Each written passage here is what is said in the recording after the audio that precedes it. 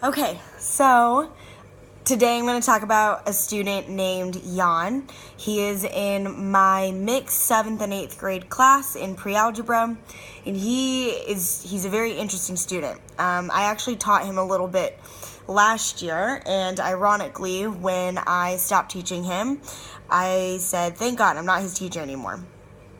And now I am his teacher and will be his teacher again next year, so karma is kind of biting me in the butt right now. So Jan, a little bit about him. He comes from a full household, a married home. He also lives with his grandmother in Chiang Mai. His parents have immigrated to Thailand from Russia. They own a business. From what I understand in the little conversations that I have with him and his other teachers, he does not see his parents very much. If they are home, they don't spend a lot of time together, and he just spends a lot of time at home on the computer and just playing games and not really doing anything. My issue with Jan is mostly that he is so distracted in class. He is a very low ability student. And he is someone that needs to kind of be coddled and walked through and handheld through any sort of lesson or activity that we do. It's hard mostly because he is not a quiet student. He is very loud and vocal, and everyone knows when he is there and what he is thinking all of the time, regardless of whether or not it is appropriate or if it is kind or even related to the topic that we were talking about at hand. He is struggling in a lot of his other classes. This is not a thing that's isolated only in my math class, but it spills out over into his other classes. He is just kind of known for just being a distraction and a very lazy person. So for a long time, even when looking at his MAP test scores, they weren't very high, and I didn't really expect a lot from him. I pushed him and tried to get him to do some work, but he was very vocal about, I'm stupid, I can't do this. And I think at some point he just started believing it. But when I have sat down with him and really gone through the work step by step and been like, hey, I need you to pay attention, I need you to listen to me, this is how you do this step by step, he's able to do it. Sometimes it's just as simple as me just standing next to him and saying, well, read the question, how do I do this? What context clues can you glean from the problem at hand and what I taught you just now, what you wrote in your notes to try to solve this problem? Most of the time, he is able to kind of go through the motions and figure out what is needed to be done, but he is also just incredibly impatient. From what I've heard from other teachers and talking to our admissions team, he is that way at home. There is nothing at home that is really reining him in. He just kind of goes a little crazy, and his parents don't really have control over him. We have had contact with his parents, and his parents were very involved when he was in 6th grade and was having a lot of issues, but it seems like as the issues have kind of subsided, his parents have also kind of left the picture a little bit more, which is just, it's a little concerning because a boy like him, as an only child, he needs a lot of attention at home. And because he is not getting it at home, it seems like he's really trying to push himself to get it from his teachers. I had a really encouraging conversation with his science teacher at the school, who seems to be able to get through to some of these students. But I also partly think that Jan just really finds the subject matter interesting. He does really well in science, and he's very curious, asks a lot of questions, and just like genuinely is like, well, if you said that A and B happens, then C must happen. And he's able to put 2 and 2 together, and he's just very focused in that class. But across the board in all of his other classes, a lot of his teachers have the same thing to say. He is just very easily distracted and loud and likes to talk and make inappropriate comments. So it's a little bit difficult in that regard. So in the PowerPoint, I've shown you some assessment criteria. So we use the MYP system. So he doesn't actually receive like a real grade, which is a little bit difficult. So I'm a little bit new to the MYP system.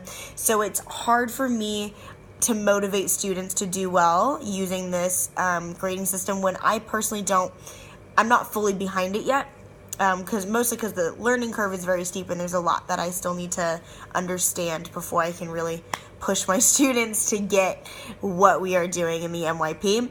But across the board, he isn't achieving well. He's earning about 15s and 12s. He got a 7 in one of his design classes, and it's a little bit of an improvement from it's a little bit of a decrease, from what he was earning in quarter 2. Which just kind of shows that when he hits adversity, he drops. He doesn't push himself. And part of it is I think that there's no one at home that's pushing him to do better and to do things.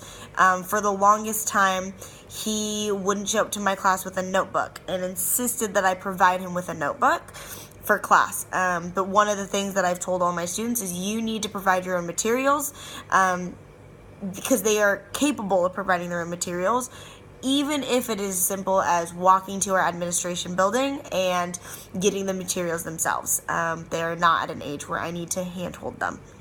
And so he would just say that his parents didn't have time to take him. He's really just too busy.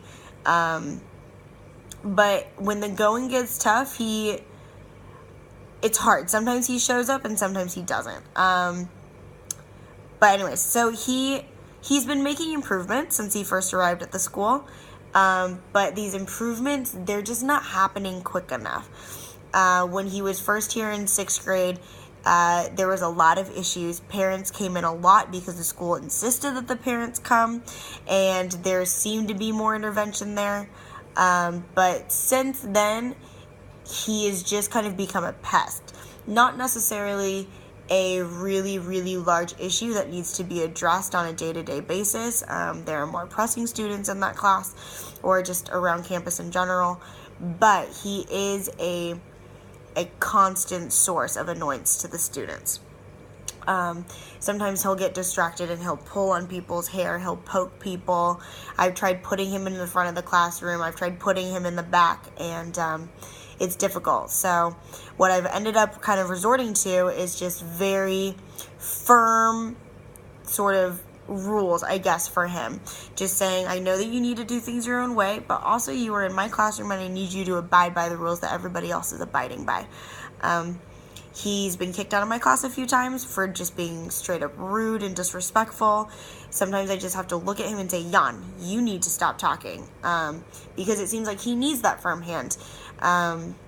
He tried being really nice and kind of coddly at the beginning, but it just seems like I need to, I don't know, I kind of picture like a baby bear trying to climb on. I just need to like take him off and like put him by himself and say, you need to be over here, you need to establish your independence and do this stuff on your own.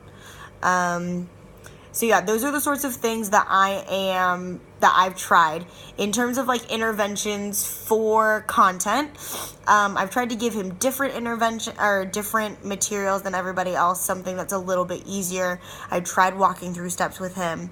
The issue is because he just does not like math at all.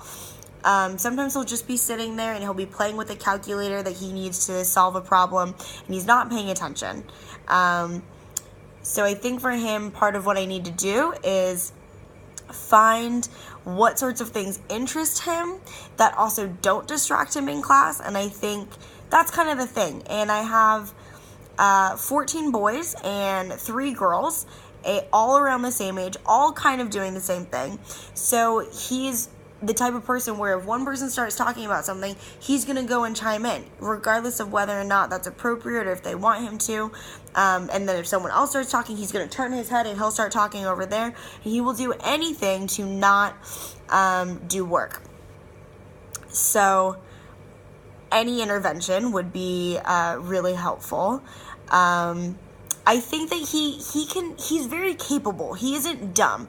Whenever he says that he is dumb and he can't do things, I try to redirect that conversation into, well, why do you feel this way?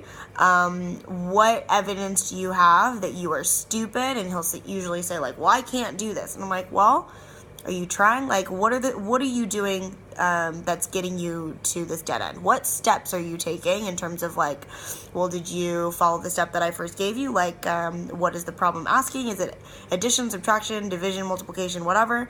And so once we actually do everything step by step, he'll get it. But the issue is I've tried writing all the directions down step by step, exactly the way that I would say it if I am trying to help him individually. And his issue with that is that he has to read. He's just lazy. So finding ways to motivate him, I think is the biggest hurdle that I currently have right now. So anyways, thank you so much for watching. I appreciate any suggestions that you guys have to help this student. Even if it's as simple as like having a stress ball or something, just something to kind of get his mind kind of moving that also happens to not be a distraction in the class would be helpful. So yeah, okay, thank you.